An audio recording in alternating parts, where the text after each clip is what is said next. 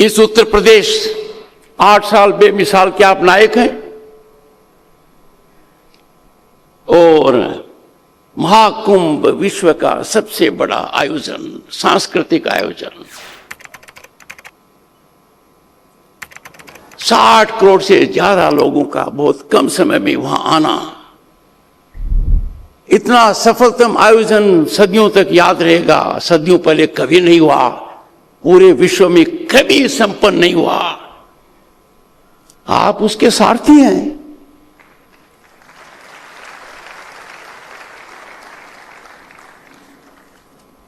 पर जैसे आपके राज्यपाल की बात बारीकी से देखनी पड़ती है, आपका भी आकलन कोई आसान नहीं है मुख्यमंत्री जी। 8.5 साल में बिना कोई टैक्स लगाए हुए 12.75 लाख की जो करोड़ की जो इकोनॉमी थी, उसको करीब आप 30 लाख करोड़ तक ले गए।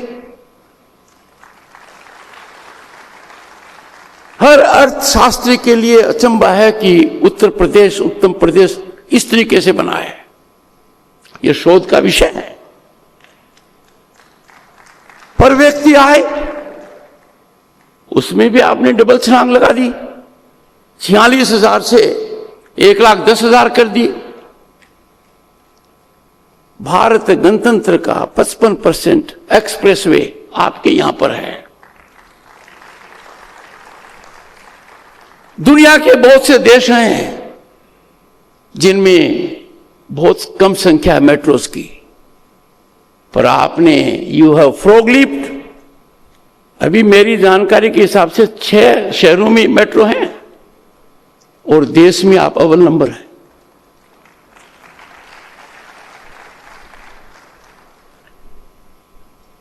पर बात यहां तक नहीं रुकती है, जैसे महामहिम राज्यपाल की भी नहीं रुकती है। Maximum airports functional at the moment 16, 4 international airports, और मान्यवर देश और दुनिया इंतजार कर रही है जेवर का। एक्चुअली जेवर तो जेवर है, प्रगति का जेवर है, और जेवर जितना ग्रहण किया जाए वो अच्छा ही लगता है। ऐसी परिस्थिति में आपकी उपस्थिति बहुत मतलब रखती है।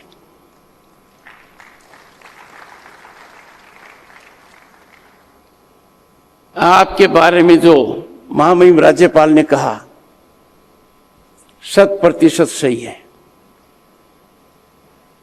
आपने कुछ बातें ऐसी कही हैं जो चुनौती से जुड़ी हुई है। चुनौती से पलायन करना, चुनौती के प्रति उदासीन रवैया रखना, चुनौती के प्रति निष्क्रिय होना कायरता की निशानी है।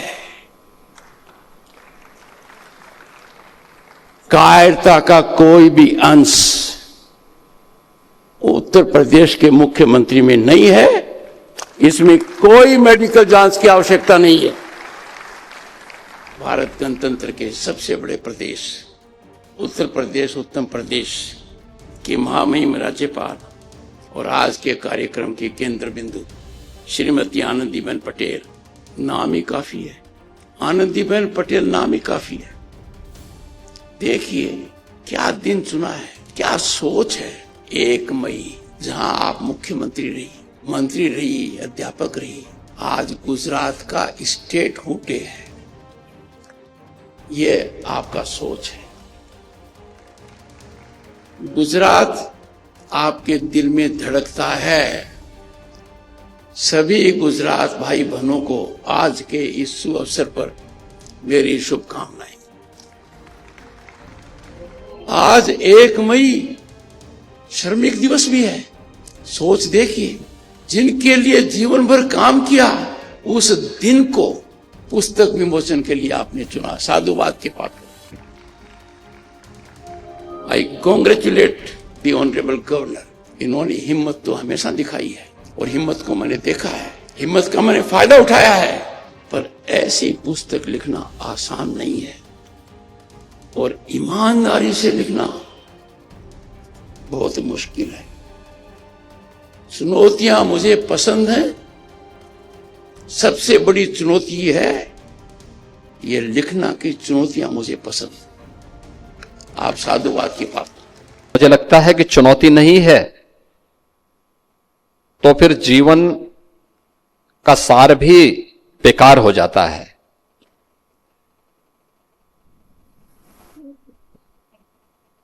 और जब चुनौती है तो यह अक्सर सही बैठता है कि अवसर सबको मिलते हैं, लेकिन कुछ बिखर जाते हैं, कुछ निखर जाते हैं।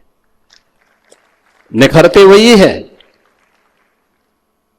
जो लोग चुनौती को स्वीकार करते हुए हंसते हंसते उसको गले लगा करके अपना मार्ग प्रशस्त करते हैं, और बिखरते वही हैं जो चुनौती से पलायन करते हैं। चुनौती से पलायन ये अपने आप में बिखरने का एक मार्ग होता है, पतन का एक मार्ग होता है। और जो चुनौती को स्वीकार करते हुए मार्ग प्रशस्त करते हैं वही निखर करके लोगों के लिए एक प्रेरणा बन जाते हैं। आदरणीय उपराष्ट्रपति जी के कर कमलों से विमोचन कीर्ति, आदरणीय राज्यपाल महोदय की जीवनी पर आधारित एक नई प्रेरणा है समाज के लिए, समाज के हर एक तबके के लिए। गुजरात के एक छोटे से गांव में एक सामान्य किसान परिवार में जन्म लेकर के शून्य से शिखर की इस यात्रा को तय करना, और वह भी किसी महिला के लिए, अत्यंत दुरूह कार्य है। याद करिए, किसी वैष्णव परिवार में, किसी किसान परिवार में कोई बेटी आज से 7 दशक पहले स्कूल में जाए, पढ़े, एक कल्पना है। देश आजाद नहीं था, लेकिन उस समय कल्पना है। लेकिन उस कल्पना को अपनी जिजीविका से, माता पिता के सहयोग से उस चुनौती का सामना करते हुए आगे बढ़े। मां बाप के संस्कार, उनका संघर्ष बच्चे को आगे बढ़ने के लिए प्रेरणा देता है।